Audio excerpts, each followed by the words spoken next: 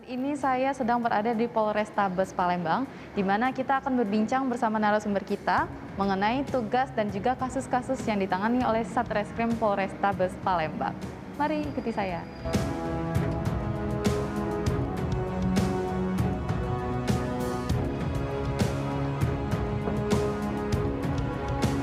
Permisi Mbak, Pak Kasatnya ada? Ada, silakan masuk. Ya, terima kasih.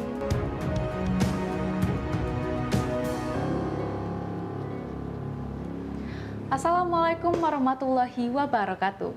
Halo pemirsa, berjumpa lagi bersama saya Salsabila dalam program Obrolan Kita. Di episode kali ini kita akan membahas seputar Satreskrim Polrestabes Palembang bersama narasumber kita Bapak Kompol Triwahyudi, izin Bapak, selaku Kasat Reskrim Polrestabes Palembang. Ya Pak, mungkin pemirsa di rumah dan juga khususnya masyarakat Kota Palembang belum tahu sepenuhnya apa saja sih Pak tugas dan juga kewenangan dari Satreskrim ini. Ya, terima kasih Mbak Caca. Ya. Jadi peranan dan tugas kewenangan Satreskrim Polrestabes Palembang khususnya sama dengan seluruh di jajaran se-Indonesia. Kami penegakan hukum, upaya kegiatan proses penyelidikan dan penyidikan setiap perkara yang masuk atau yang terjadi di masyarakat yang dilaporkan kepada kepolisian. Jadi awalnya pasti kita akan terima laporan polisi, setelah itu kita lakukan proses penyelidikan dan pemanggilan, keterangan, wawancara kepada korban dan saksi-saksi. Setelah itu kami akan lakukan seperti gelar perkara, menentukan bahwa peristiwa ini benar merupakan tindak pidana atau tidak. Pada saat ini memang peristiwa ini tindak pidana, baru gelar kita tingkatkan untuk penyidikan.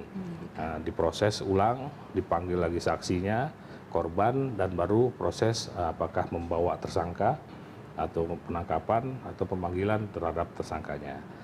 Sampai tuntas proses itu, sampai kita jadikan satu berkas dan kita kirim ke kejaksaan. Ya. Ya, kalau misalkan dalam setiap kasus ya Pak ya, itu pasti punya tantangan yang berbeda-beda.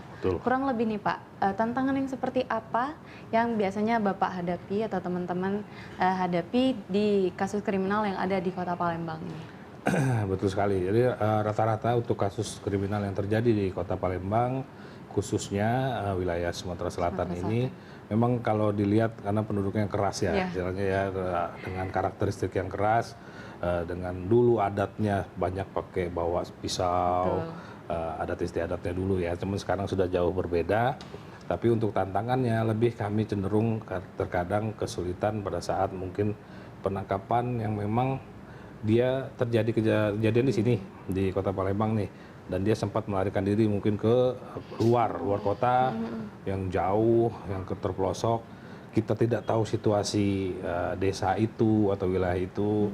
Kerawanan-kerawanannya ada, memang yang salah satu desa memang yang resisten ya istilahnya kepada kita pada saat mungkin karena itu keluarganya semua, sehingga pada saat lakukan penangkapan terjadi perlawanan terhadap kita anggota kepolisian itu sering terjadi.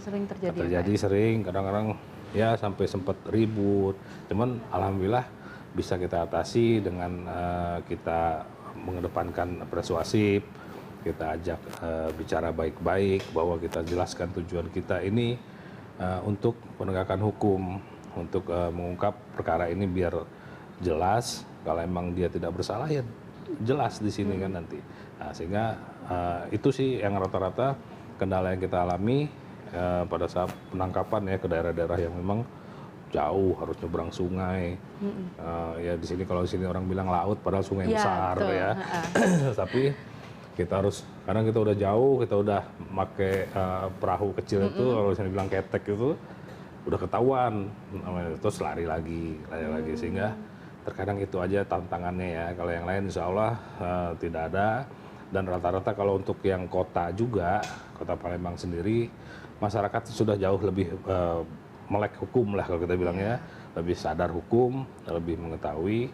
Jadi pada saat kita mengadakan penindakan, yaitu mungkin perintah membawa ataupun penangkapan, rata-rata mereka sadar, sehingga jarang sekali terjadi bentrok atau perlawanan terhadap kita. Tapi kalau seperti kayak bentrok terjadi atau perlawanan yang cukup parah, sejauh ini bagaimana Pak menghadapi yang seperti itu? Jadi kami kan memang ada beberapa tugas. Ya. Istilahnya kami Satreskrim memang penegakan hukum terkadang bisa bersifat memang keras ya, bisa persuasif juga. Tapi pada saat memang itu kita biasanya harus menghubungi juga tokoh masyarakat setempat. Ya. Kita ajak kearifan lokal sana, bahwa kita jelaskan bahwa kami melaksanakan tugas yang mungkin suatu saat beliau itu juga sebagai korban yang akan menuntut kami juga seperti itu. Jadi karena dengan pendekatan persuasif itu tokoh agama, tokoh masyarakat setempat tuh ngerti dan akhirnya membantu kita sehingga yang tadinya mungkin bentrokan ini dipicu cuman gara-gara teriakan masyarakat keluarganya maling atau apa karena takut keluarganya dibawa nih. Tapi dengan ada tokoh agama, tokoh masyarakat atau kearifan lokal setempat ikut juga akhirnya tidak terjadi. Insya Allah sih beberapa memang sempat juga ada kontak teman. Terkadang kalau pada saat itu kita kan ada backup, ada pasukan Sabara, Samapta ya. Ada mungkin kalaupun memang instalasinya memang lebih darurat lagi kita pakai Brimob, ya kan, minta bantuan dari Sat Brimob. Tapi insya Allah rata-rata semua bisa kita tangani dengan baik. Iya, Pak. Dalam setiap penanganan kasus ini, ada tidak kerjasama antara unit atau instansi di luar dalam menyelesaikan kasus tersebut? Seperti itu, Pak? Betul sekali. Jadi pada saat kami juga sempat menangani perkara-perkara yang memang atensi secara nasional seperti kemarin kita sekitar 2 kali kita mengamankan atau berhasil menggagalkan penyelundupan bibit lobster. Nah itu pasti kita akan bekerja sama dengan Balai Karantina Ikan Perikanan ya. Itu sudah jelas. Dia ada memang instansi yang berwenang untuk mengetahui ini lobster ini memang dilindungi atau ini lobster nggak boleh dijual ke mana. Kita minta mereka sebagai saksi ahlinya dan untuk kayak bibit lobster kemarin kan kita harus cepat rilis ya, bukan rilis itu diekspos media nggak, teman tetap harus diamankan dan dilepas liarkan lagi di laut sehingga pada saat itu kami bersama-sama dengan Balai Karantina Ikan bersama-sama melepas ke daerah laut itu waktu kita ambil di Lampung sehingga kerjasama seperti itu sering terjadi. Sering terjadi ya. Kadang juga pada saat masa pandemi, pandemi kan kita memang ujung tombak juga untuk masalah penegakan hukum atau peraturan pemerintah daerah. Kita bekerja sama dengan Satpol PP sudah 2 kali kita dan beberapa kali ya memberikan teguran dan sudah 2 kali juga dari sidang cepat, sidang singkat, vonisnya lumayan ya untuk para pelaku usaha seperti kafe yang tidak mengindahkan PPKM aturan PPKM ya dia kena denda tuh ada yang 15 juta pernah tapi leading sektornya memang Pol PP kan karena perda. Nah, kita menegakkan hukum ajak Pol PP, kita ajak jaksa sama kehakiman untuk sidang cepat dan beberapa lain juga ada. Ya pemirsa, sebelum kita masuk ke pembahasan berikutnya, kita harus jeda dulu. Jadi tetap bersama kami di Obrolan Kita.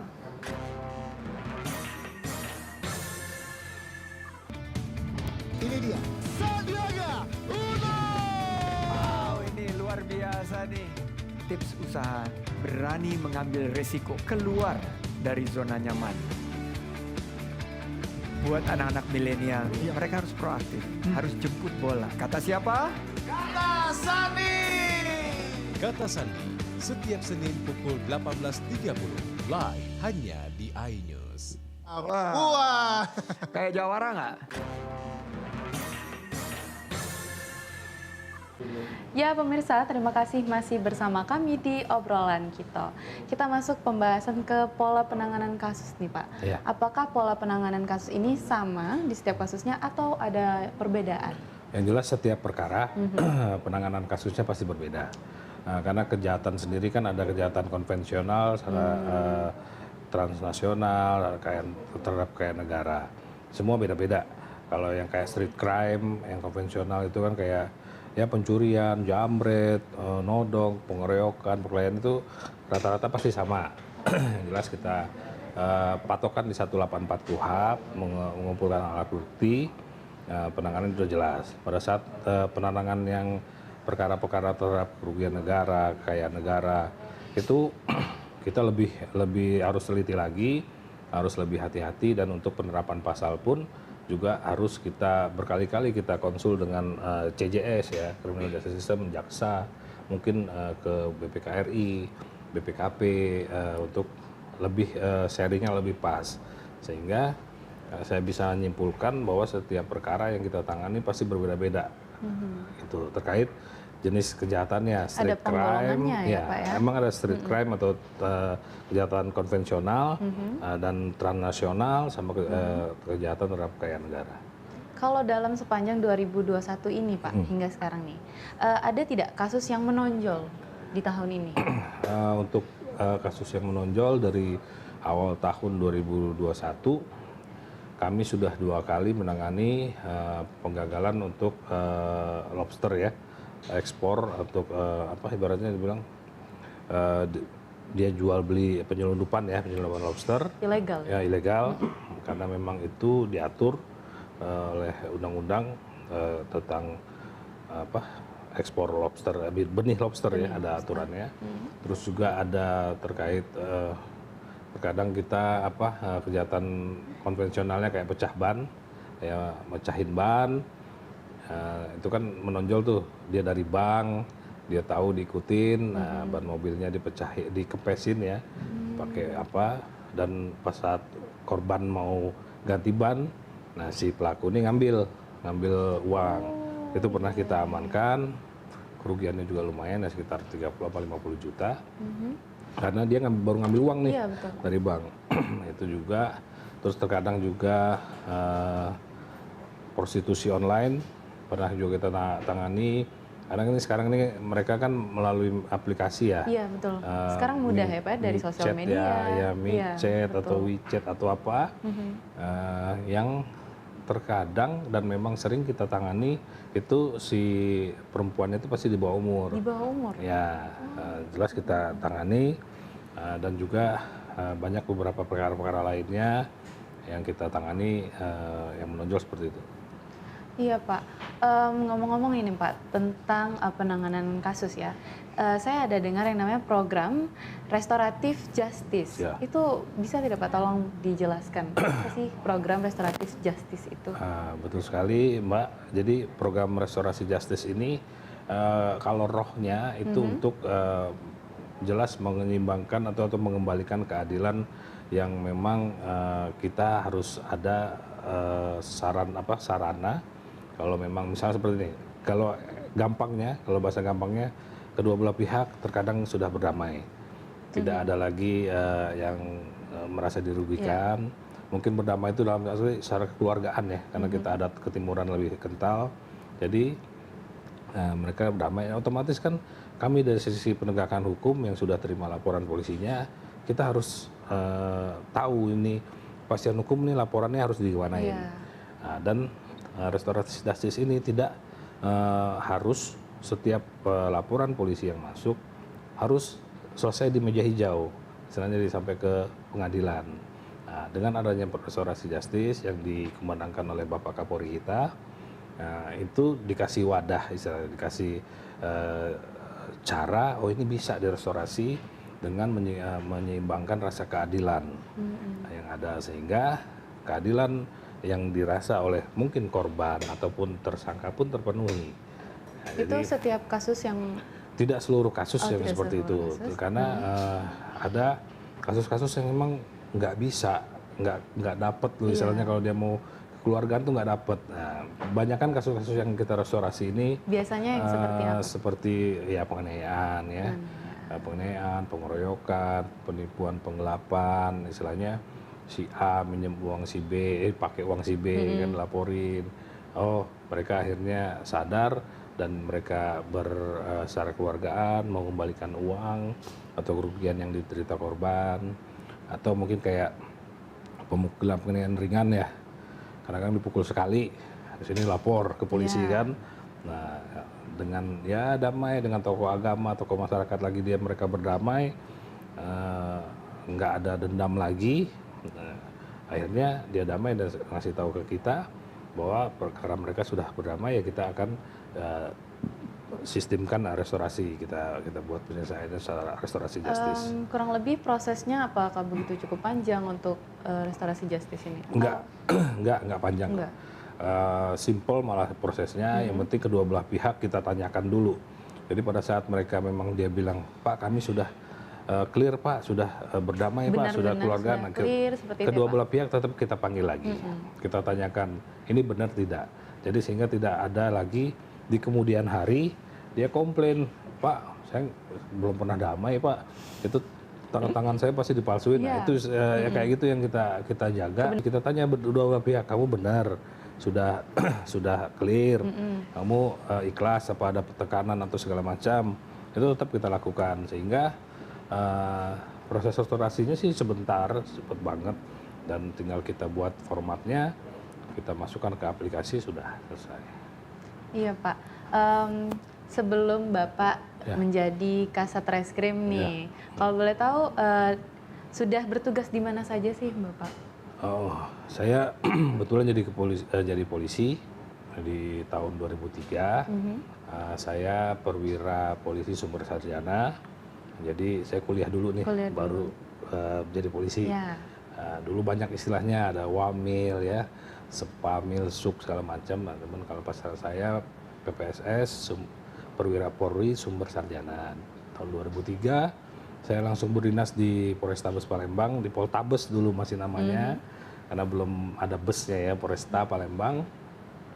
Itu saya ke SPK, dari sini terus dari KSPK saya ke Polsek-Polsek di sini, jadi Kanit Serse, Kanit Res, masuk lagi Poltabes dan berbagai-bagai pindah. Memang rata-rata sih kalau berdinas semua di banyaknya mengemban fungsi reserse. Di beberapa tempat sudah Wakapolres juga pernah, 2 kali Waka, masuk lagi ke serse lagi, dipercaya dikasih amanah oleh pimpinan sebagai Kasat Serse. Alhamdulillah berjalan 6 bulan di Polrestabes Palembang ini, insya Allah saya masih bisa dapat memegang amanah yang diberikan oleh pimpinan. Iya. Ya pemirsa, sepertinya perbincangan kita akan semakin hangat, tapi kita harus jeda dulu. Jadi tetap bersama kami di obrolan kita.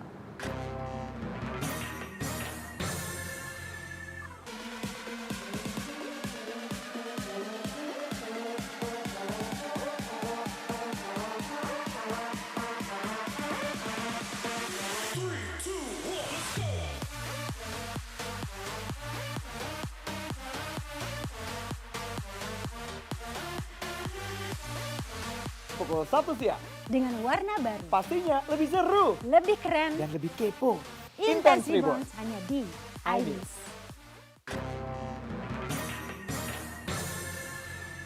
Sebenarnya apa sih yang melatar belakangi Bapak menjadi seorang anggota Polri? Kenapa saya jadi memilih sebagai anggota Polri ya? Ya. Memang orang tua saya, bapak saya orang polisi juga. Kebetulan dari kecil kita hidup di lingkungan Polri. Jadi pengen lah istilahnya kan, pengen juga ngikutin jejak orang tua. Dan saya tuh sempat 2 kali lah. Ya, awal waktu lulus SMA itu pengen masuk Akademi Kepolisian ya. Di tahun 96 saya lulus SMA, mau tes Akpol, gagal. Gagal pas sampai di daerah kalau nggak salah dulu. Saya pernah gagal. Nah, terus sudah waktu itu memang juga kebetulan bapak sama ibu sedang ibadah haji. Sudah memang saya bilang mungkin belum jalannya nih. Nah, akhirnya saya kuliah di Universitas Bogor, Universitas Pakuan Bogor. Saya kuliah, terus beres kuliah juga bingung kan, ini mau ngapain habis kuliah, kerja apa. Terus timbul lagi cita-cita yang dulu, bisa nggak jalur nih polisi yang, karena saya udah pasti telat umur dong. Iya, Nggak betul. udah karena udah kuliah dulu kan, 4 tahun setengah udah kuliah, otomatis akan jauh. Nah, ternyata alhamdulillah di kepolisian kan memang ada penerimaan yang memang sumbernya dari sarjana. Sarjana. Ya, sehingga pada saat tahun 2023 itu awal di 2002 akhir ya, saya tes, alhamdulillah lulus dan langsung pendidikan di Semarang di Akademi Kepolisian Semarang sebagai siswa PPSS ya, Perwira Polri Super Sarjana. Dan tesnya dari Palembang, waktu itu ada kebijakan harus balik ke Polda asal, sehingga saya balik lagi Iya, balik lagi karena ke tes sini. di sini, jadi bertugas di Polda Sumatera Selatan dari tahun 2003 sampai sekarang. Hingga masih sekarang masih di sini. ya. Ya. Dalam meniti karir nih Pak, pasti Ya. ada kendala. Apa sih yang sebenarnya menjadi penyemangat Bapak, motivasi Bapak hingga bisa saat ini? Ya. Gitu. Yang jelas motivasi utama pasti keluarga, ya kan? Keluarga, penyemangat, anak, istri mendoakan, dan keluarga ya, bapak, ibu, semua mendoakan, kakak saya, semua mendukung, dan itulah yang menjadi penyemangat saya. Yang jelas kalau untuk motivasi dinas juga, karena memang kita gimana ya, kalau dulu kan pengen itu loh, kalau untuk kasus ini, pada saat kasus ini terpecahkan, siapa pelakunya dari Ada rasa nol, yang- ada rasa tuh puasnya tuh Iya, lain betul. gitu ya, kepuasan tuh lain. Saya pernah waktu itu nangani perkara, alhamdulillah 8 jam kita ungkap dan kita tangkap. Dari benar-benar TKP itu nol, kita nggak tahu siapa pelakunya, saksi nggak ada sama sekali, hampir salah nangkep orang, hampir salah nangkep nahan orang. Tahan orang. Itu kejadian di Rumah Susun. Waktu itu pembunuhan seorang perempuan, luka tusuk sampai 28 tusukan, ya kan? Bingung saya, bolak-balik lagi ya, pelajaran di pendidikan memang perlu ya, TKP, olah TKP. Saya balik lagi TKP, saya cek lagi TKP-nya, udah banyak darah segala macem. Ada yang aneh, saya ngambil, alhamdulillah tuh di TKP itu ada asbak, ada puntung rokok. Nah, orang yang saya udah mau tahan ini, saya ngeliat dia ngerokok, tapi bukan rokok yang ada di asbak rumah TKP itu. Ternyata pelakunya anak kecil. Pelakunya anak kecil yang memang udah dianggap keluarga sama korban. Jadi tidur dia, ya mohon maaf ya, memang mungkin ada kelainan dari korban ya, mengajak tidur si anak kecil itu. Anak kecil itu kadang ngerasa ya udah seperti ibu. Jadi dia membabi buta, kesetanan itu kata dia, nusuk si perempuan itu berkali-kali di dada. Perempuan itu di TKP setengah telanjang. Itu kami ungkap 8 jam setelah kejadian, itu bolak-balik. Tapi itulah yang menyemangati kita ya untuk gini loh Serse. Itu kayak kita nyusun puzzle ya, hilang satu kan, bingung kan, aduh, kemana ini kan. Nah intinya sebenarnya itulah yang saya bikin penyemangat. Terus kita juga pengen mengabdi ya kalau standarnya, istilahnya standar mengabdi ke negara dengan melalui sebagai anggota kepolisian. Mudah-mudahan perkara-perkara semua yang ada kita bisa pakai IT sekarang kan, pakai teknologi, pakai informasi, Mengikuti perkembangan zaman ya, Pak. Dan otomatis juga kejahatan juga otomatis akan mengikuti perkembangan zaman kan. Dan itu jadi tantangan sebenarnya. Tantangan itu jadi semangat. Nah, untuk kita, ayo apa nih yang baru lagi nih kan. Betul. Itulah maksudnya, Pak. Nah, ini dalam keseharian Bapak nih, Pak. Bagaimana caranya Bapak memanage waktu antara bersama keluarga dan memanage waktu ini posisinya sebagai Kasat Reskrim Polrestabes Palembang gitu, Pak.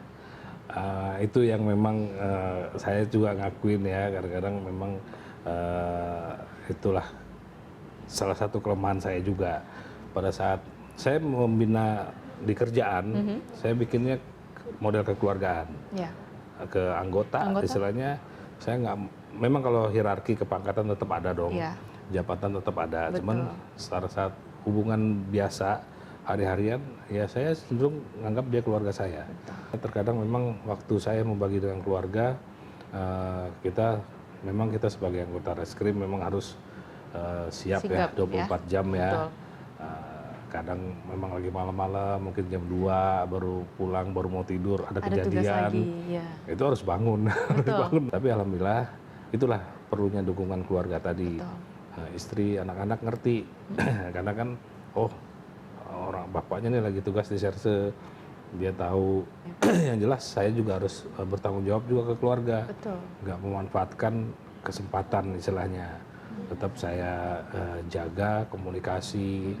Kita bikin grup di keluarga walaupun cuma berempat bikin grup, ya kan. Jadi tahu, oh saya di sini. Yang penting komunikasinya kan nggak putus nih, walaupun oh saya lagi di sini, kasih tahu. Nah, kan kuncinya komunikasi. Nah, paling itu aja saya membagi waktunya. Kalau untuk waktu quality time banget sih mungkin nggak bisa kita bilang harus hari Minggu. Kadang malah Minggu itu kejadiannya banyak. Betul sekali. Karena masyarakat kegiatannya dari Minggu lebih banyak. Sehingga was-wasnya kami itu justru hari libur. Hari liburnya masyarakat itu ya kita harus standby. Jadi lebih fleksibel aja Fleksibel sama aja sih keluarga, intinya. ya. Intinya sebenarnya nggak putus komunikasi aja Betul sekali. dengan keluarga. Ini di tengah pandemi seperti saat ini nih Pak. Kira-kira ada tidak motivasi ataupun pesan-pesan untuk masyarakat Sumsel khususnya Kota Palembang untuk menciptakan kondisi keadaan yang kondusif seperti itu? Kita tetap harus menjaga keamanan, ketertiban di lingkungan kita terdekat, misalnya keluarga, RT, RW kan berjenjang. Karena apalagi ini sekarang lagi masa pandemi ya, lagi masa pandemi yang semua orang dibilang susah, semua orang lagi kesulitan masalah perekonomian, kegiatan dibatasi segala macam. Otomatis ada sisi yang pasti dirugikan, ada waktu-waktu yang memang banyak luang yang tadinya ada pendapatan jadi tidak ada pendapatan, sehingga timbullah niat yang jahat, niat untuk melakukan tindakan kriminal. Saya harapkan, saya himbau pada masyarakat khususnya Kota Palembang hindari niat-niat jahat untuk melakukan tindak pidana, karena sebagus apapun kita menyembunyikan tindakan pidana itu pasti ketahuan. Pasti ada baunya, istilahnya kan ketahuan. Dan tata tertib kita harus ikuti aturan-aturan, mau itu aturan dari pemerintah daerah ataupun memang yang sudah diundang-undangkan, sehingga kita hidup lebih nyaman walaupun berdampingan dengan COVID, tapi juga lebih aman, tidak takut kemana-mana, mau ke pasar aman, mau ke bank, mau kemana aman, kalau masyarakatnya sadar dan mau tidak berbuat atau tidak melakukan tindakan pidana. Iya Pak ya, jadi kita harus punya kesadaran dulu bahwa oh dengan kondisi seperti ini kita harusnya tetap sabar, tetap tenang, seperti itu ya Pak ya. Ngomong-ngomong sudah 30 menit kita berbincang-bincang. Sebelumnya izin Bapak, terima kasih atas waktunya. Sama-sama. Siap. Ya pemirsa, pandemi masih ada. Kita harus tetap menjalankan protokol kesehatan dengan menggunakan masker, hand sanitizer, mencuci tangan, dan juga menjaga jarak. Saya Salsabilah dan kru yang bertugas izin pamit undur diri. Terima kasih dan sampai jumpa.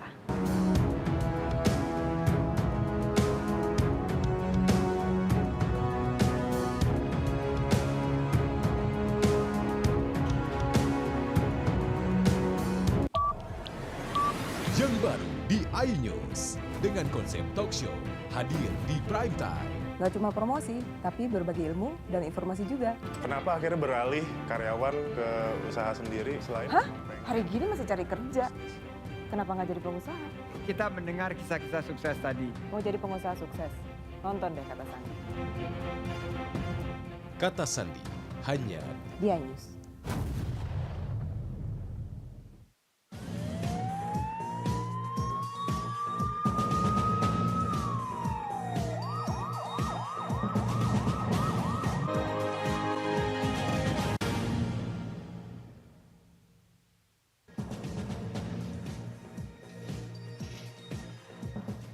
Calon siswa Bintara Polri tewas kecelakaan.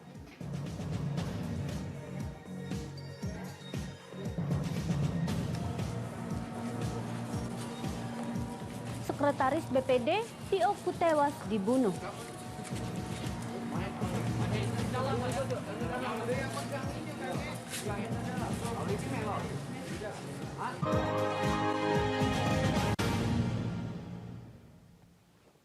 Halo, apa kabar pemirsa? Jumpa lagi bersama saya di program Berita Borgol. Berbagai informasi menarik seputar kriminal yang terjadi di Sumatera Selatan akan kami sajikan untuk Anda. Saya Fadila Asyada, inilah Borgol selengkapnya.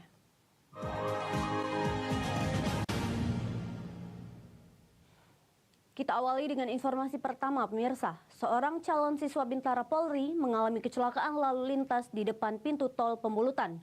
Korban tewas setelah sempat dibawa ke rumah sakit Bari, Palembang. Seorang calon siswa Bintara Polri meninggal dunia usai mengalami kecelakaan lalu lintas di depan pintu tol Pembulutan Ogan Ilir Jumat kemarin. Dari data yang berhasil dihimpun, korban bernama Muhammad Sada Agustiawan, 19 tahun, warga Jalan Lintas Timur kilometer 35. Korban mengalami luka parah di bagian dada, patah tulang rusuk serta leher dan tengkorak.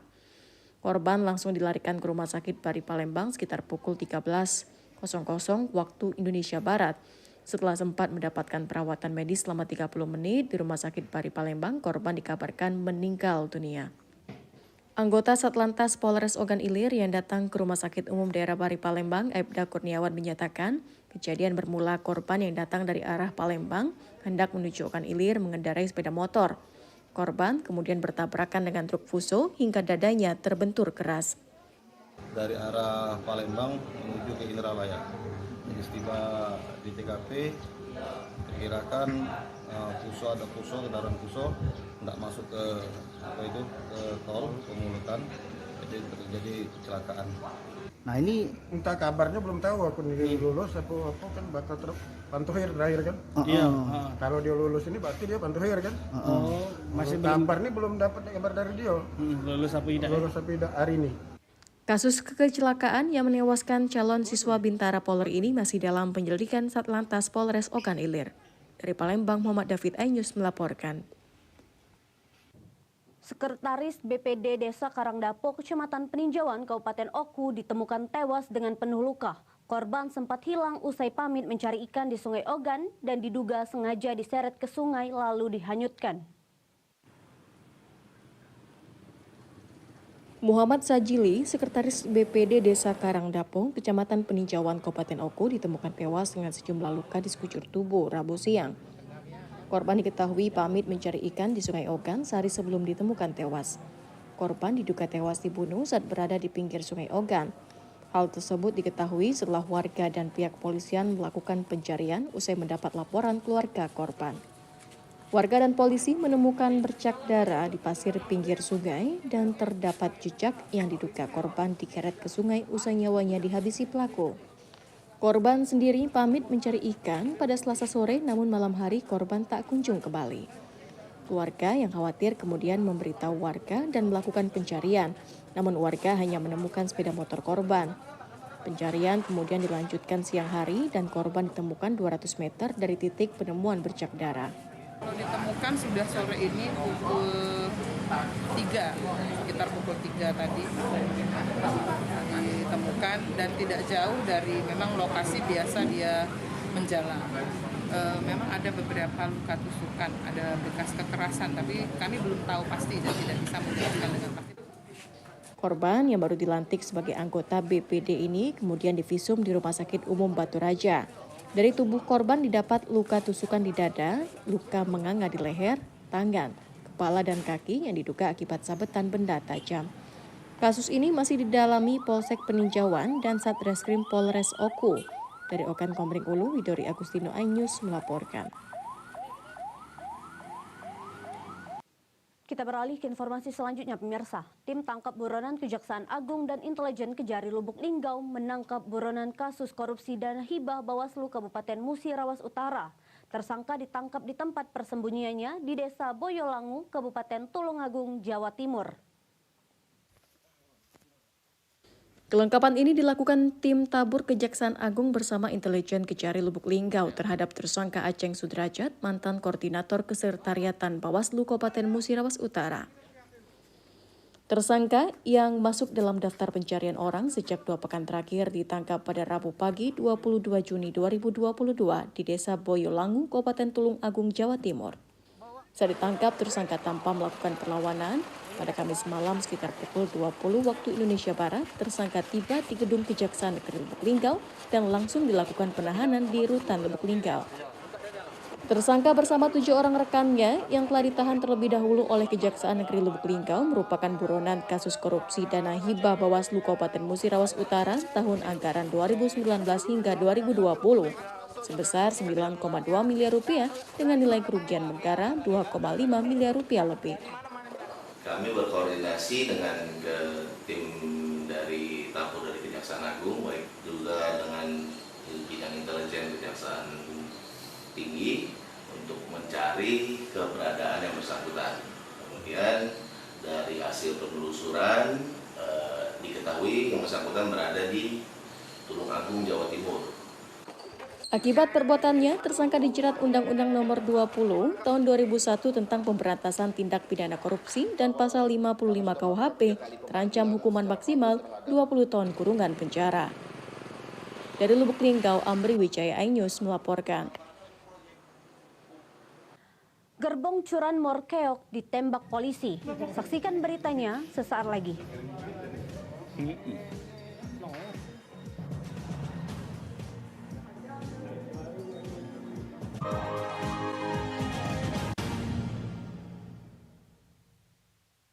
Ini berita ekonomi. Baru dan berbeda dari berita lainnya. Saya Syahna Suartono, This Update di iNews. Yang baru di iNews dengan konsep talk show hadir di prime time. Gak cuma promosi, tapi berbagi ilmu dan informasi juga. Kenapa akhirnya beralih karyawan ke usaha sendiri selain... Hah? Hari gini masih cari kerja. Kenapa nggak jadi pengusaha? Kita mendengar kisah-kisah sukses tadi. Mau jadi pengusaha sukses? Nonton deh Kata Sandi. Kata Sandi hanya di iNews. Selamat malam pemirsa. Bapak sadar nggak menggantikan seorang menteri yang sangat populer? Ahmad Saroni mengatakan waktu saya gembel dulu. Seberapa gembel sih Anda dulu? Di Wuhan, apakah melakukan vaksin yang sama, Pak? Benih lobster. Yang sebelumnya dilarang untuk ditangkap sekalipun. Jangan jadi pejabat untuk jadi orang kaya. Salam inspirasi. After Hours with Helmi Yahya setiap Jumat pukul 18.30 live hanya di iNews. Call Me Mel hadir kembali.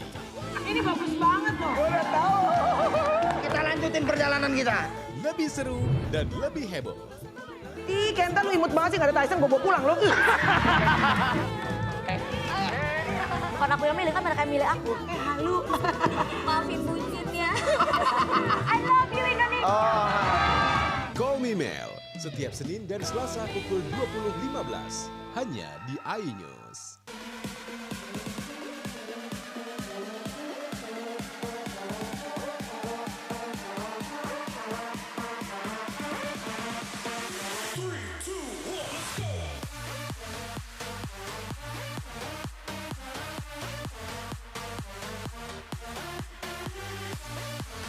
Pukul 1 siang.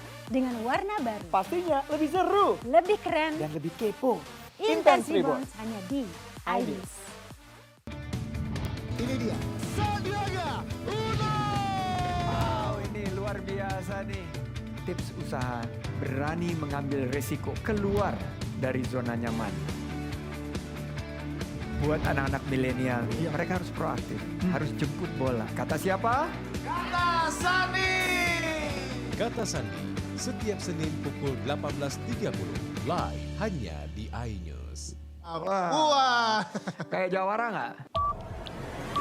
Yang baru di iNews dengan konsep talk show hadir di prime time. Gak cuma promosi, tapi berbagi ilmu dan informasi juga. Kenapa akhirnya beralih karyawan ke usaha sendiri selain... Hah? Hari gini masih cari kerja. Kenapa nggak jadi pengusaha? Kita mendengar kisah-kisah sukses tadi. Mau jadi pengusaha sukses? Nonton deh Kata Sandi. Kata Sandi hanya di iNews.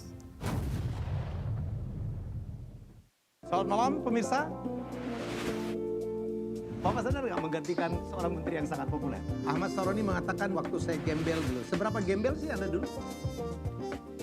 Di Wuhan, apakah Wuhan, ya. melakukan vaksin yang sama, Pak? Benih lobster. Yang BL. sebelumnya dilarang untuk ditangkap sekalipun.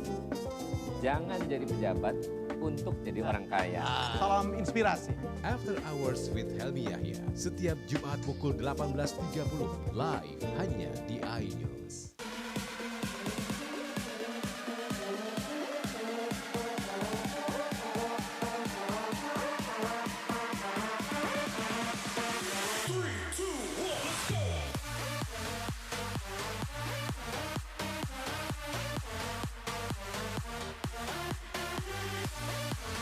Pukul 1 siang.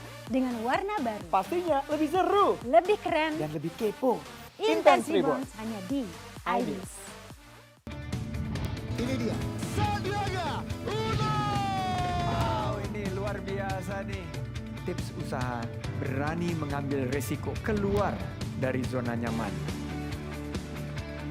Buat anak-anak milenial, mereka harus proaktif, harus jemput bola. Kata siapa?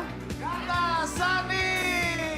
Kata Sandi, setiap Senin pukul 18.30, live hanya di iNews. Wah. Kayak jawara nggak?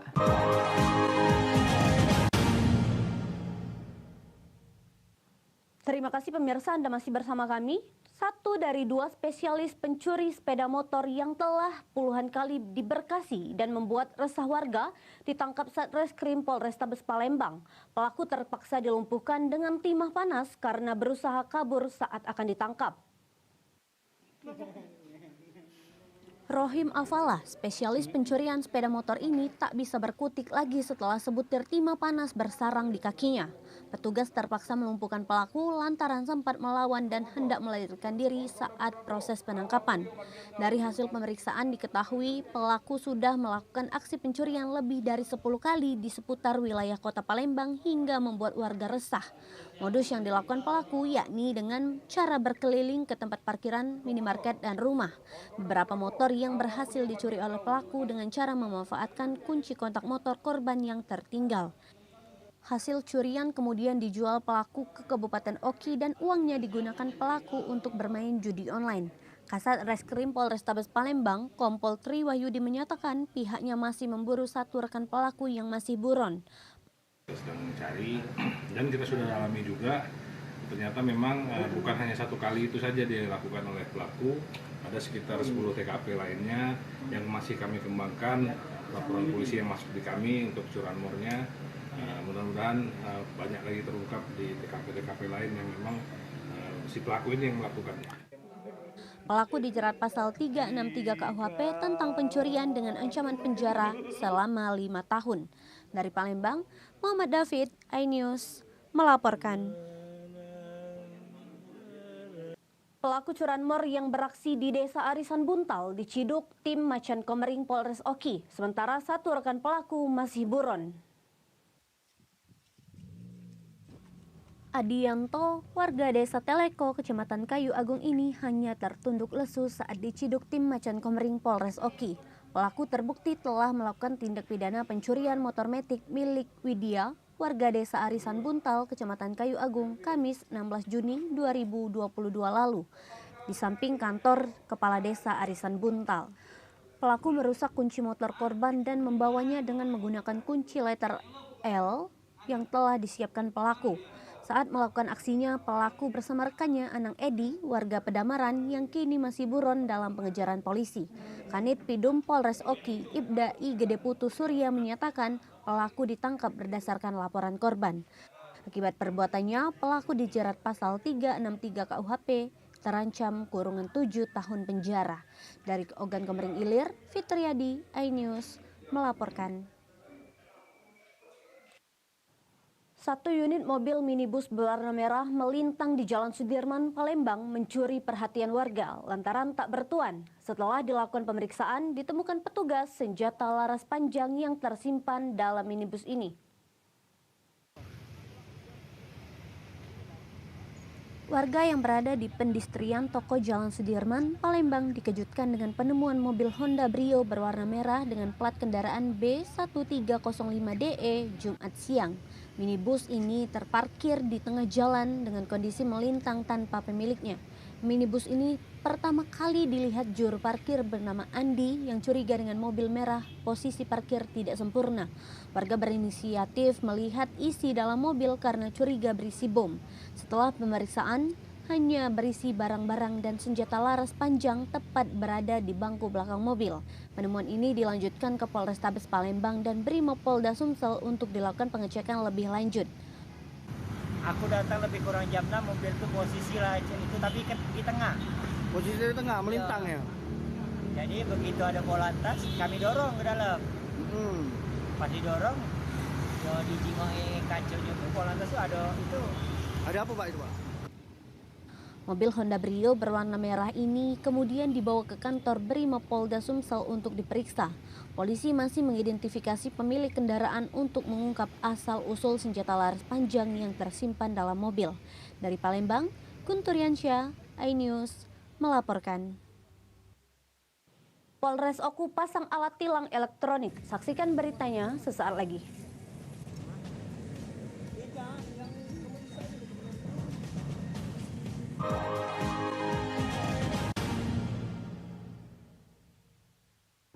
Ini berita ekonomi. Baru dan berbeda dari berita lainnya. Saya Syahna Suartono, This Update di iNews. Yang baru di iNews dengan konsep talk show hadir di prime time. Gak cuma promosi, tapi berbagi ilmu dan informasi juga. Kenapa akhirnya beralih karyawan ke usaha sendiri selain... Hah? Hari gini masih cari kerja. Kenapa nggak jadi pengusaha? Kita mendengar kisah-kisah sukses tadi. Mau jadi pengusaha sukses? Nonton deh Kata Sandi. Kata Sandi hanya di iNews. Selamat malam pemirsa. Bapak sadar nggak menggantikan seorang menteri yang sangat populer? Ahmad Saroni mengatakan waktu saya gembel dulu. Seberapa gembel sih Anda dulu? Di Wuhan, apakah melakukan vaksin yang sama Pak? Benih lobster. Yang sebelumnya dilarang untuk ditangkap sekalipun. Jangan jadi pejabat untuk jadi orang kaya. Salam inspirasi. After Hours with Helmi Yahya setiap Jumat pukul 18.30 live hanya di iNews. Call Me Mel hadir kembali. Ini bagus banget loh. Udah tahu. Kita lanjutin perjalanan kita. Lebih seru dan lebih heboh. Ih, Kenta lu imut banget sih, gak ada Tyson, gue bawa pulang lo. Bukan aku yang milih, kan mereka yang milih aku. Halu. Maafin bucinnya. I love you Indonesia. Call Me Mel setiap Senin dan Selasa pukul 20.15 hanya di iNews.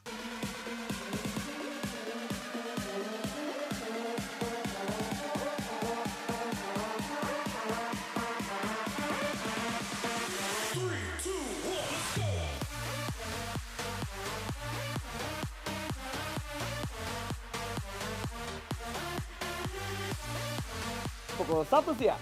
Dengan warna baru. Pastinya lebih seru. Lebih keren. Dan lebih kepo. Intense Reborns hanya di iNews. Ini dia. Sandiaga Uno. Wow, ini luar biasa nih. Tips usaha berani mengambil resiko keluar dari zona nyaman. Buat anak-anak milenial, mereka harus proaktif, harus jemput bola. Kata siapa? Kata Sandi. Kata Sandi setiap Senin pukul 18.30 live hanya di iNews. Wah. Kayak jawara nggak? Yang baru di iNews dengan konsep talk show hadir di prime time. Gak cuma promosi, tapi berbagi ilmu dan informasi juga. Kenapa akhirnya beralih karyawan ke usaha sendiri selain... Hah? Hari gini masih cari kerja. Kenapa nggak jadi pengusaha? Kita mendengar kisah-kisah sukses tadi. Mau jadi pengusaha sukses? Nonton deh Kata Sandi. Kata Sandi hanya di iNews. Selamat malam pemirsa. Bapak sadar nggak menggantikan seorang menteri yang sangat populer? Ahmad Saroni mengatakan waktu saya gembel dulu. Seberapa gembel sih Anda dulu? Di Wuhan, apakah melakukan vaksin yang sama Pak? Benih lobster. Yang sebelumnya dilarang untuk ditangkap sekalipun. Jangan jadi pejabat untuk jadi orang kaya. Salam inspirasi. After Hours with Helmi Yahya, setiap Jumat pukul 18.30, live hanya di iNews.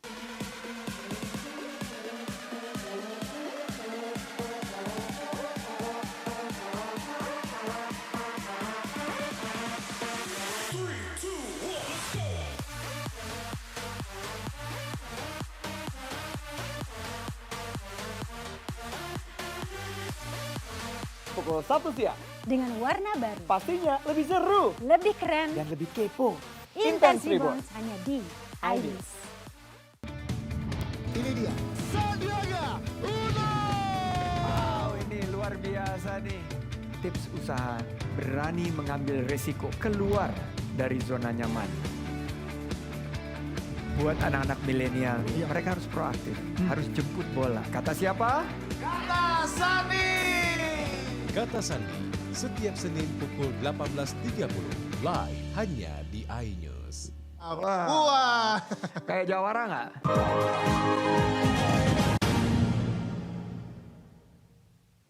Pemirsa, terima kasih Anda masih bersama kami. Satuan Lalu Lintas Polres Ogan Komering Ulu mulai melakukan pemasangan alat tilang elektronik di Jalan Lintas Sumatera, Simpang 4 Air Pao, Kecamatan Batu Raja Timur.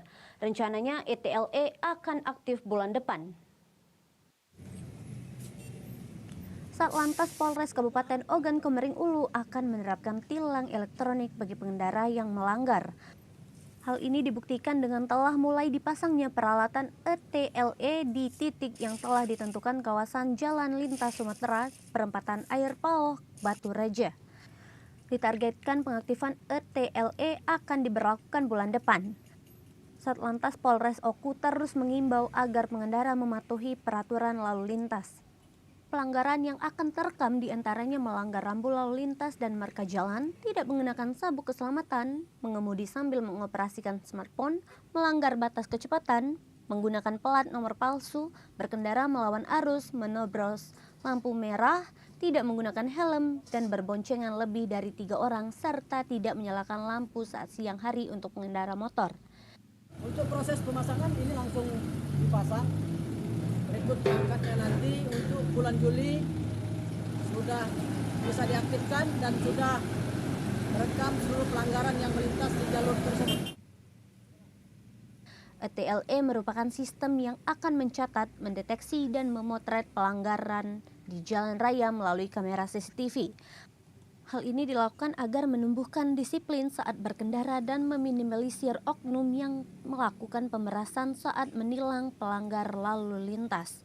Dari Ogan Komering Ulu, Widori Agustino, iNews melaporkan.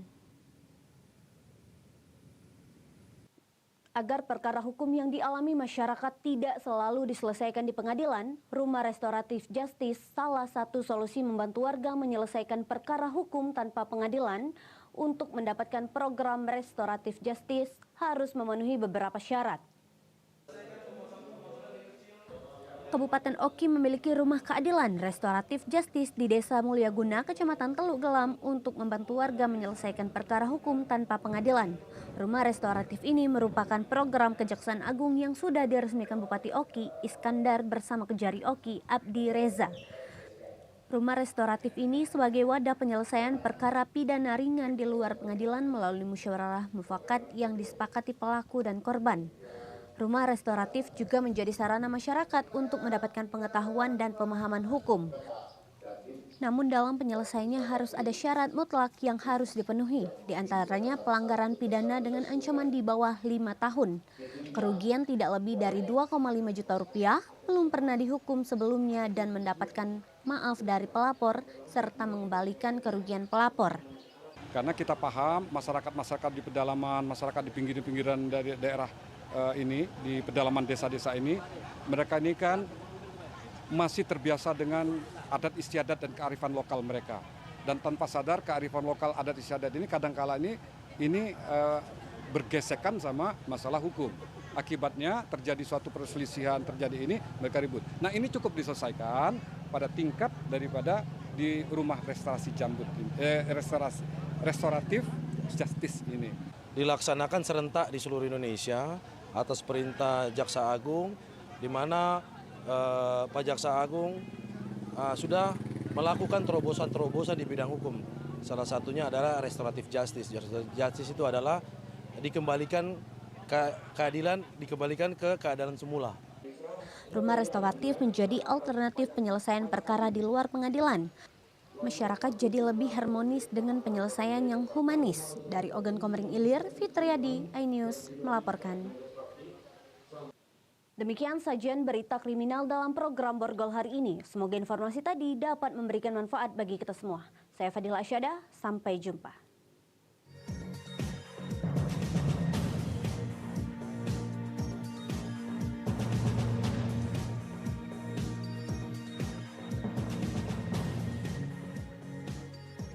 Ini berita ekonomi. Baru dan berbeda dari berita lainnya. Saya Syahna Suartono, This Update di iNews. Yang baru di iNews dengan konsep talk show hadir di prime time. Gak cuma promosi, tapi berbagi ilmu dan informasi juga. Kenapa akhirnya beralih karyawan ke usaha sendiri selain? Hah? Hari gini masih cari kerja. Kenapa nggak jadi pengusaha? Kita mendengar kisah-kisah sukses tadi. Mau jadi pengusaha sukses? Nonton deh Kata Sandi. Kata Sandi hanya di iNews. Selamat malam pemirsa.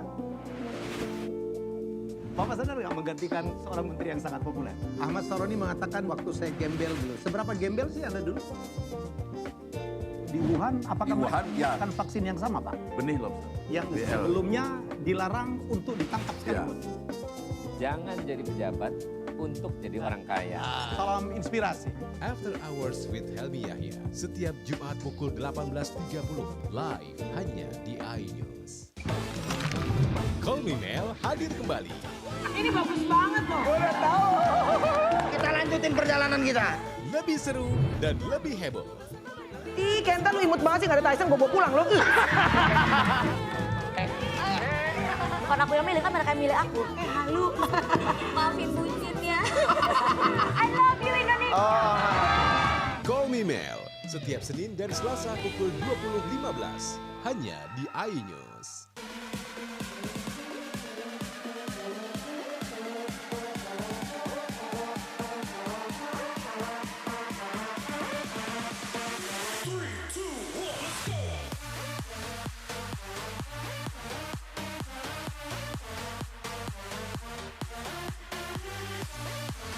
Pukul 1 siang. Dengan warna baru. Pastinya lebih seru. Lebih keren. Dan lebih kepo. Intense Reborn hanya di iNews. Selamat malam pemirsa. Bapak sadar nggak menggantikan seorang menteri yang sangat populer? Ahmad Saroni mengatakan waktu saya gembel dulu. Seberapa gembel sih Anda dulu? Di Wuhan, apakah mereka menggunakan vaksin yang sama, Pak? Benih lobster. Yang sebelumnya dilarang untuk ditangkap sekalipun. Jangan jadi pejabat untuk jadi orang kaya. Salam inspirasi. After Hours with Helmi Yahya setiap Jumat pukul 18.30 live hanya di iNews. Ini dia. Sandiaga Uno. Wow, ini luar biasa nih. Tips usaha, berani mengambil resiko, keluar dari zona nyaman. Buat anak-anak milenial, mereka harus proaktif, harus jemput bola. Kata siapa? Kata Sandi. Kata Sandi setiap Senin pukul 18.30 live hanya di iNews. Wah. Kayak jawara nggak?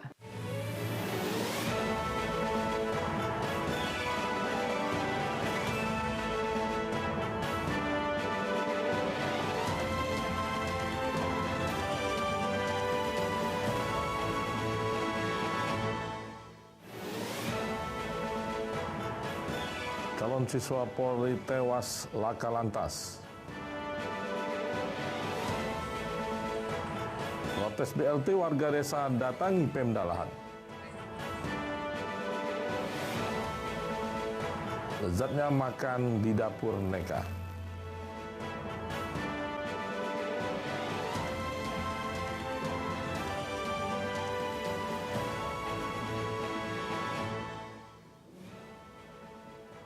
Selamat pagi, selain 3 cuplikan berita utama tadi, sejumlah informasi penting lainnya telah disiapkan tim Anya Sumsel edisi hari ini Senin 27 Juni 2022. Saya Romi Afiansa, inilah Anya Sumsel selengkapnya untuk Anda.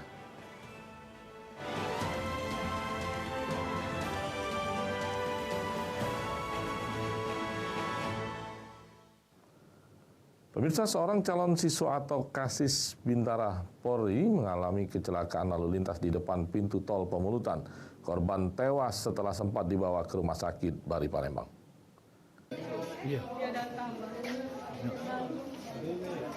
Seorang calon siswa Bintara meninggal dunia usai mengalami kecelakaan lalu lintas di depan pintu tol Pemulutan Ogan Komering Ilir pada Jumat. Dari data yang berhasil dihimpun, korban bernama Muhammad Syadda Agustiawan, 19 tahun, warga Jalan Lintas Timur kilometer 35, mengalami luka fatal yakni dengan bagian dada, patah tulang rusuk, serta leher dan kepala. Korban langsung dilarikan ke Rumah Sakit Bari Palembang sekitar pukul 13.00 waktu Indonesia Barat. Setelah sempat mendapatkan perawatan medis selama 30 menit di Rumah Sakit Bari Palembang, korban akhirnya dikabarkan meninggal dunia.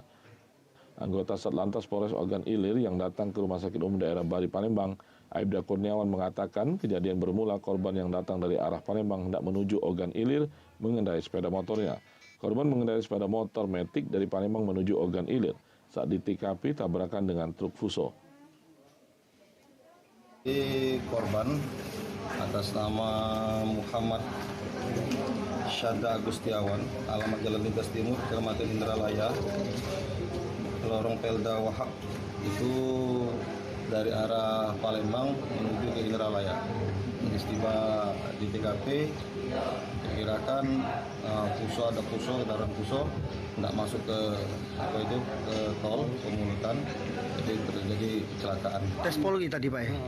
Nah ini Minta kabarnya belum tahu aku lulus apa kan batal truk pantuhir terakhir kan. Iya. Kalau dia lulus ini berarti dia pantuhir kan. Masih kabar ini belum dapat kabar dari dia. lulus apa tidak? Lulus apa tidak hari ini pengumumannya. Ini kabar dapat dari mana Pak kita dia kecelakaannya Pak? Dari wong tuanya pun tapi kritis. Jenazah korban dibawa ke kampung halaman untuk dimakamkan. Dari Palembang, Muhammad David Ainus melaporkan. Sementara itu, puluhan warga desa Padurakse, Kecamatan Kikim Timur, Kabupaten Lahat, mendatangi Pemkab Lahat. Warga mempertanyakan dana BLT yang tak kunjung terrealisasi selama 6 bulan. Pada oknum aparat di bawahan Pak. Puluhan warga desa Padurakse, Kecamatan Kikim Timur, Kabupaten Lahat mendatangi Pemkab Lahat. Aksi damai digelar lantaran 80 warga desa yang sebelumnya masuk dalam kategori penerima manfaat dan memenuhi syarat sebagai penerima BLT dari dana desa dicoret oleh pemerintah desa tanpa alasan dan pemberitahuan. Selama 6 bulan sejak Januari hingga Juni 2022, pemerintah desa tak kunjung merealisasikan penyaluran bantuan langsung tunai dana desa. Mandeknya penyaluran BLT dana desa dipertanyakan warga. Selain menuntut pencairan dan memasukkan nama mereka sebagai penerima manfaat, warga juga menuntut transparansi serta kinerja pemerintah desa dalam mengelola pemerintahan. BLT dana desa Paduraksa ini tidak dicairkan oleh oknum kepala desa dari bulan Januari sampai dengan bulan Juni. Nah, beberapa hal yang kami sampaikan, makanya tadi di orasi, di aksi kami sampaikan sangat kecewa, khususnya kepada pemerintah daerah, di mana Kabid Pemerintahan Desa Dinas Pemberdayaan Masyarakat Desa Kabupaten Lahat, dana desa termasuk anggaran BLT sudah masuk ke kas desa, tahapannya diserahkan sepenuhnya kepada pihak desa. memang sudah pencairan atau belum, Pak? Kalau kita sudah disalurkan, jadi kita berbicaranya dua kategori nih, salur dengan cair. Kalau salur kita membantu desa untuk melakukan syarat untuk salur. Nah kalau cair itu tugas kepala desa mencairkan dulu. Keluhan lainnya antara lain penerima double dan data ganda, penerima yang sudah pindah 4 tahun namun masih menerima BLT. Dari Lahat, Bala Putra, iNews melaporkan.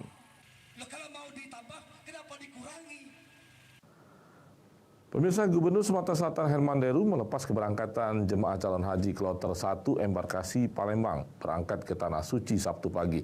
Calon jemaah langsung diberangkatkan dari Bandara Sultan Mahmud Badarudin II Palembang menuju Bandara Jeddah, Arab Saudi.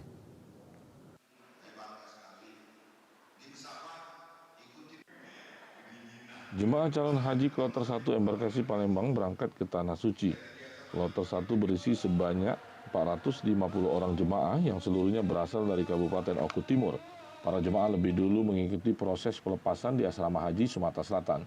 Sebelum berangkat, jemaah menerima paspor setelah melalui pemeriksaan bagasi oleh petugas bandara.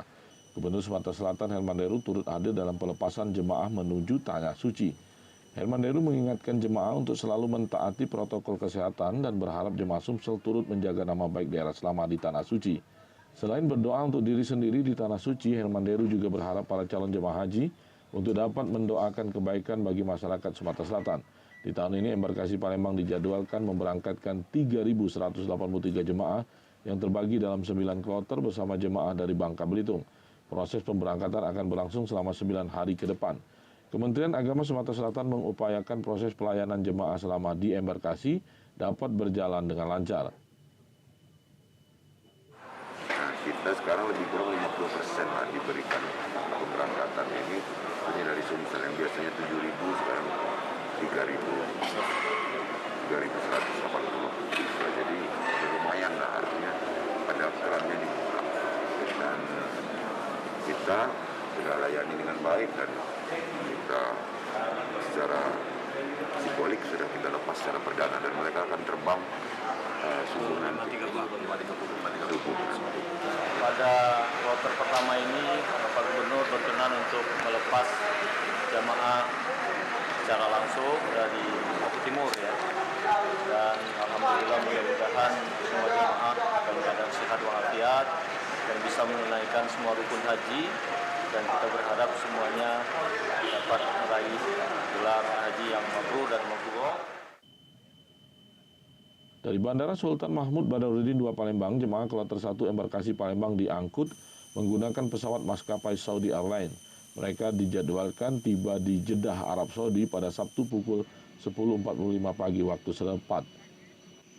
Dari Palembang, Muhammad Riza Palepi, iNews melaporkan.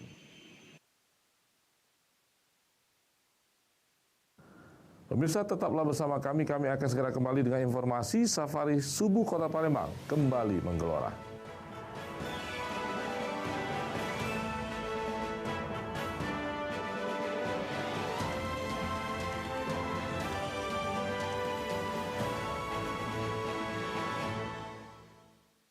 Ini berita ekonomi. Baru dan berbeda dari berita lainnya. Saya Syahna Suartono, News Update di iNews. Yang baru di iNews dengan konsep talk show hadir di prime time. Gak cuma promosi, tapi berbagi ilmu dan informasi juga. Kenapa akhirnya beralih karyawan ke usaha sendiri selain? Hah? Hari gini masih cari kerja. Kenapa nggak jadi pengusaha? Kita mendengar kisah-kisah sukses tadi. Mau jadi pengusaha sukses? Nonton deh Kata Sandi. Kata Sandi, hanya di iNews. Selamat malam pemirsa. Bapak sadar nggak menggantikan seorang menteri yang sangat populer? Ahmad Saroni mengatakan waktu saya gembel dulu. Seberapa gembel sih Anda dulu? Di Wuhan, apakah melakukan vaksin yang sama, Pak? Benih lobster. Yang sebelumnya dilarang untuk ditangkap sekalipun. Jangan jadi pejabat untuk jadi orang kaya. Salam inspirasi. After Hours with Helmi Yahya setiap Jumat pukul 18.30 live hanya di iNews. Call Me Mel hadir kembali. Ini bagus banget loh. Udah tahu. Kita lanjutin perjalanan kita. Lebih seru dan lebih heboh. Ih, Kenta lu imut banget sih, gak ada Tyson, gue bawa pulang lo. Bukan aku yang milih, kan mereka yang milih aku. Halu. Maafin bucin ya. I love you Indonesia. Call Me Mel setiap Senin dan Selasa pukul 20.15 hanya di iNews.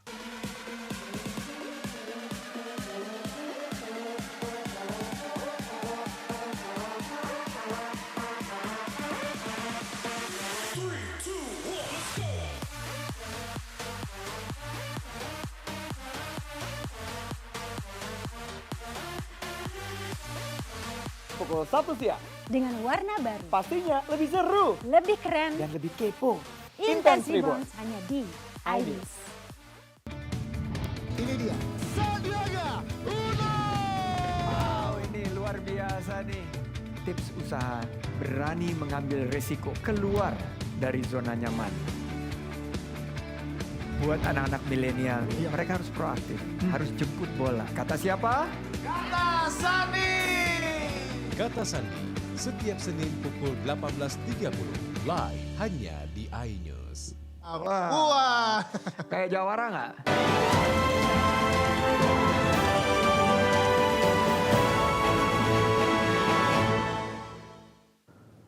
Pemirsa, sempat vakum hampir 2 tahun lamanya akibat pandemi COVID-19, pemerintah Kota Palembang kini kembali menggelorakan safari subuh di 107 kelurahan bersama 600 ustadz dan sedekah bersama 11.000 ASN. Hal ini sebagai upaya mempererat silaturahmi dan memakmurkan masjid-masjid yang ada di Kota Palembang.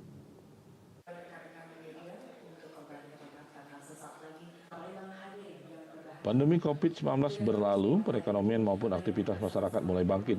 Mengawali kebangkitan tersebut, pemerintah Kota Palembang kembali menggelorakan safari subuh di 107 kelurahan bersama 600 ustadz sedekah bersama 11.000 ASN dan kegiatan gotong royong.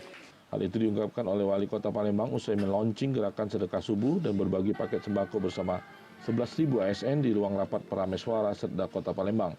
Kegiatan safari subuh dan sedekah bersama ASN dimulai di awal bulan Juli ini dengan tujuan mempererat silaturahmi, membangun jiwa disiplin dan juga memakmurkan masjid-masjid maupun musola yang ada di Kota Palembang. Yang pertama tadi ketemu dengan tim sanitasi project, ya. Hadir langsung dari Kementerian Mendagri, Bappenas, kemudian ada 5 sektor, ya. Membahas kaitan dengan sanitasi secara perkotaan, secara komunal permukiman maupun subsetting. Nah, kita bersyukur Palembang ini sudah 94% sanitasinya sudah. Seluruh ASN akan terlibat dengan menyumbang 2.000 per orangnya yang mana hasilnya akan disumbangkan di bulan Juli mendatang. Jika serentak seluruh ASN dan honor seluruh pegawai BMD seluruhnya harus ikut sholat subuh. Oke, goalnya apa sih Pak sebenarnya untuk ASN? Kita goalnya kan kita ingin ada kedahsyatan ya dengan sholat subuh, ada gerakan yang luar biasa. Di samping kita melaksanakan sholat subuh tentunya ada gerakan sedekah. Maka kita bagi sejenis sembako kepada 107 ini dulu yang menggerakkan. Setelah itu ke seluruh masjid di saat tanggal 3 itu seluruh sampai ke tingkat kelurahan RT. Gerakan itu secara masif kita laksanakan. Dari Palembang, Erwin Setiawan, iNews melaporkan. Peringatan Hari Ulang Tahun Kota Pagar Alam ke-21 tahun ditandai dengan digelarnya rapat paripurna Dewan Perwakilan Rakyat Daerah di ruang sidang utama DPRD Selasa 21 Juni 2022. Berlangsung khidmat dihadiri langsung Gubernur Sumatera Selatan Herman Deru.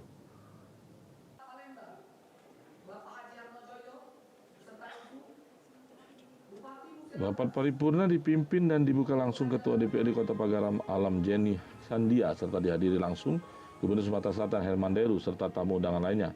Turut hadir Wali Kota Pagar Alam Alpian Maskoni dan Wakil Wali Kota Muhammad Fadli serta Forum Komunikasi Pimpinan Daerah Pagar Alam.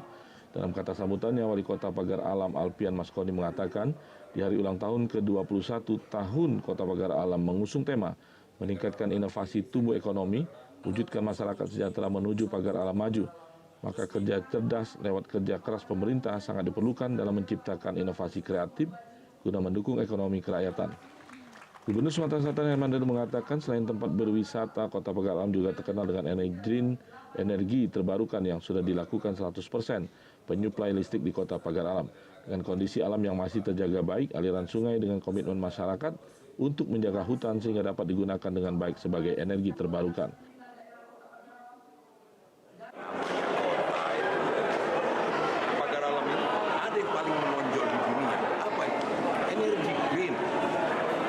City, satu-satunya di dunia yang sebuah kota madya, setingkat kota madya, itu yang berkomitmen dan sudah dilaksanakan 100% kotanya pakai energi terbarukan. Bukan sekedar turbin adalah mengedepankan inovasi. Inovasi sudah dibahas dan disampaikan tuntas menurut pendapat Pak Gubernur. Berarti inovasi adalah pembangunan yang tidak hanya dalam bentuk wujud fisik, tetapi bisa inovasi dengan yang pembangunan yang tidak nyata tetapi bisa dirasakan manfaatnya oleh seluruh masyarakat. Dan saya program dan kegiatan dari masing-masing OPD ini memang harus bersinergi dengan apa yang sudah disampaikan, apa yang sudah menjadi komitmen dari kepala daerah itu sendiri. Dengan digelarnya peringatan HUT Kota Pagar Alam, kedepannya dapat lebih maju lagi, baik di bidang pariwisata maupun pertanian, serta menciptakan kesejahteraan bagi masyarakat Kota Pagar Alam. Dari Kota Pagar Alam, Yudi Faibman, iNews melaporkan. Pemirsa, dalam rangka memperingati hari ulang tahun Kota Pagar Alam ke-21, Gubernur Sumatera Selatan Herman Deru didampingi Wali Kota Pagar Alam Alpian Maskoni membuka langsung Bazar dan Bersama Expo Kota Pagar Alam.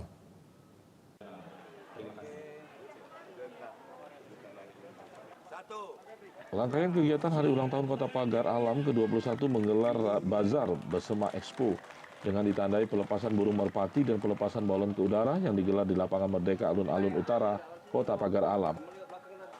Pembukaan Bazar dan Bersama Expo Kota Pagar Alam dihadiri Gubernur Sumatera Selatan Herman Deru, Wali Kota Pagar Alam Alpian Maskoni, Wakil Wali Kota Pagar Alam Muhammad Fadli, dan tamu undangan lainnya, serta Forkopimda Pagar Alam.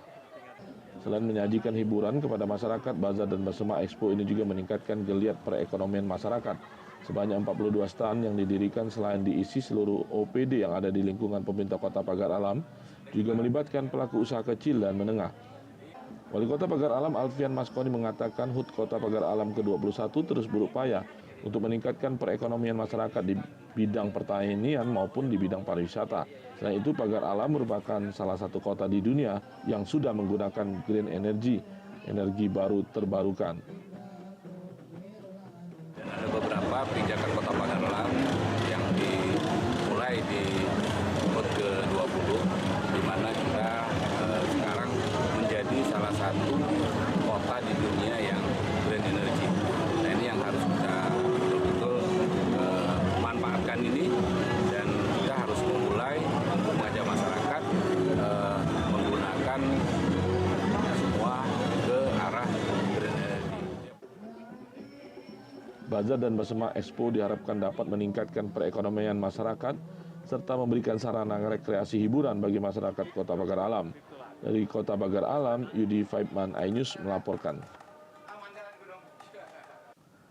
Lezatnya makan di dapur Neka. Informasinya kami hadirkan sesaat lagi.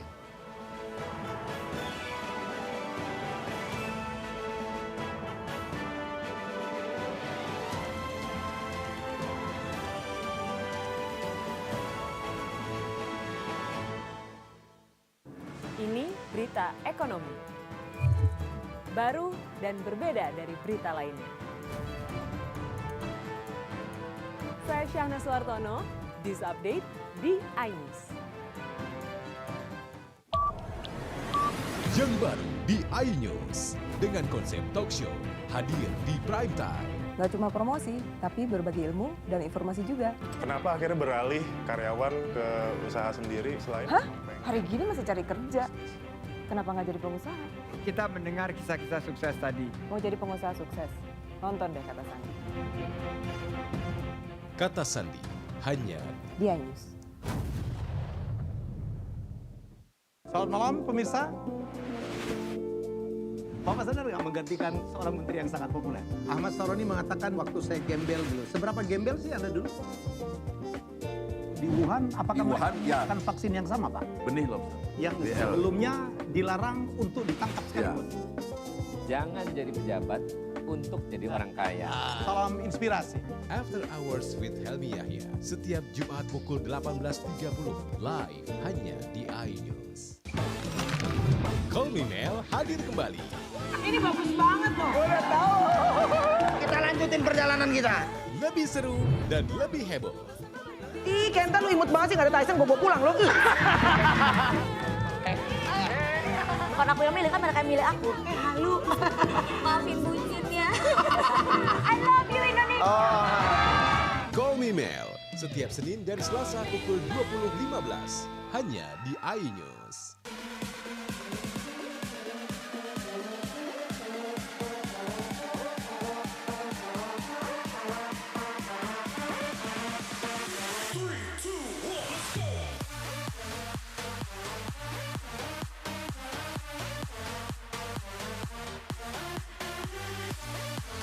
Pukul 1 siang. Dengan warna baru. Pastinya lebih seru. Lebih keren. Dan lebih kepo.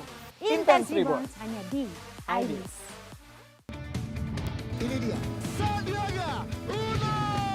Wow, ini luar biasa nih. Tips usaha berani mengambil resiko keluar dari zona nyaman. Buat anak-anak milenial, mereka harus proaktif, harus jemput bola. Kata siapa? Kata Sandi. Kata Sandi, setiap Senin pukul 18.30 live hanya di iNews. Wah.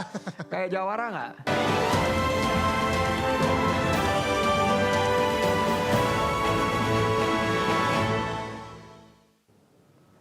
Pemirsa, 3 bulan melaksanakan tugas sebagai pelaksana harian Bupati Ogan Komering Ulu, Kamis malam Gubernur Sumatera Selatan melantik Teddy Melwansa sebagai pejabat Bupati Kabupaten Ogan Komering Ulu. Pelantikan Teddy dilakukan bersamaan dengan pejabat Bupati Muara Enim, Kurniawan. Kamis malam Gubernur Sumatera Selatan melantik Teddy Melwansa sebagai pejabat Bupati Kabupaten Ogan Komering Ulu. Pelantikan Teddy dilakukan bersamaan dengan pejabat Bupati Muara Enim, Kurniawan di Istana Gubernur Sumatera Selatan, Gede Agung Palembang di Jalan Demang Lebar Daun Palembang. Pengangkatan Teddy Melwansa sebagai pejabat Bupati Ogan Komering Ulu berdasarkan surat keputusan Menteri Dalam Negeri Republik Indonesia. PJ Bupati Ogan Komering Ulu Teddy Melwansa mengatakan sebagai perpanjangan tangan pemerintah Provinsi Sumatera Selatan akan memastikan roda pemerintahan, roda pembangunan, roda pemasyarakatan dapat berjalan dengan baik. Kolaborasi semua pihak dapat mewujudkan program kerja Gubernur Sumatera Selatan menuju Sumsel maju untuk semua. Teddy sebelumnya menjabat Kepala Dinas PMD Provinsi Sumatera Selatan yang dilantik Gubernur Herman Deru sebagai pelaksana harian Bupati Ogan Komering Ulu pada Maret lalu, menggantikan posisi pelaksana harian Bupati Ogan Komering Ulu Edward Chandra. Ini kami baru saja mendapatkan anugerah dan amanah sekaligus atas nama pribadi, keluarga, dan atas nama pemerintah dan masyarakat Kabupaten Ogan Komering Ulu. Kami mengucapkan terima kasih kepada Bapak Gubernur, Bapak Menteri Dalam Negeri atas kepercayaannya ini, dan insya Allah ini akan kami jalankan dengan sebaik-baiknya, mudah-mudahan sesuai dengan harapan masyarakat Kabupaten Ogan Komering Ulu. Pelantikan juga dilakukan Ketua Penggerak Tim PKK Provinsi Sumatera Selatan, Febrita Lustia Hermanderu, kepada pejabat Ketua Tim Penggerak PKK Kabupaten Ogan Komering Ulu, Suesti Karenia. Dari Palembang, Muhammad Riza Palevi, iNews melaporkan. Bagi kalian pecinta kuliner Padang, Sumatera Barat, nah di Palembang, tepatnya di Jalan Mai Salim Batubara, Lorong Nurul Huda, Sekip Pangkal, telah hadir sebuah rumah makan berkonsep menyerupai coffee shop, akan tetapi dengan tidak meninggalkan khas daerah Minang, Sumatera Barat.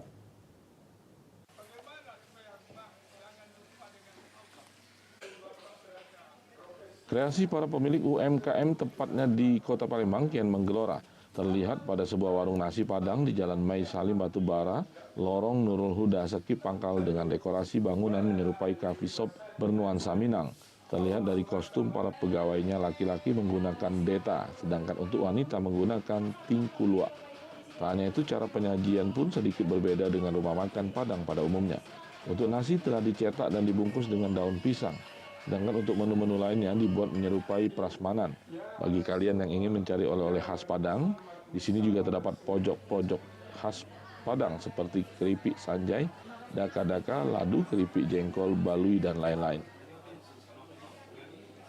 Sama ya kayak di kita di kampung-kampung sarapan nasi uduk, nasi goreng Padang itu sama. Cuman yang berbeda adalah di makan siang kita usung dari campuran nasi kapau dan nasi sek Padang Pariaman. Jadi sek itu sebungkus kenyang. Kami siapkan nasi dalam bentuk daun-daun.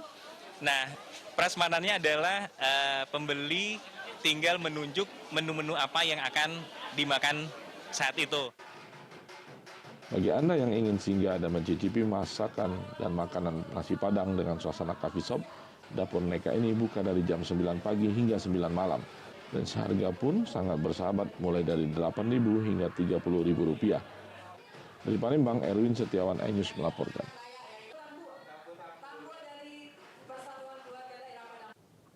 Informasi tadi sekaligus mengakhiri kebersamaan kita pagi hari ini.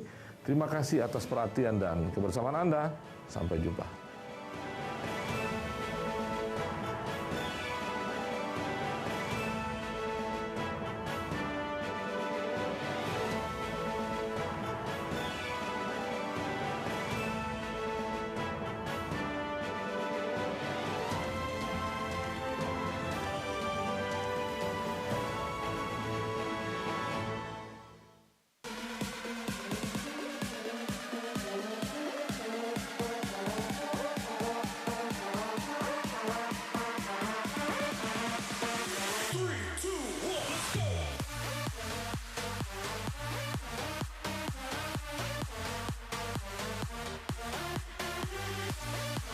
Pukul 1 siang. Dengan warna baru. Pastinya lebih seru. Lebih keren. Dan lebih kepo. Intense Intense Reborn hanya di iNews. Ini dia Sandiaga Uno. Wow, ini luar biasa nih. Tips usaha berani mengambil resiko keluar dari zona nyaman.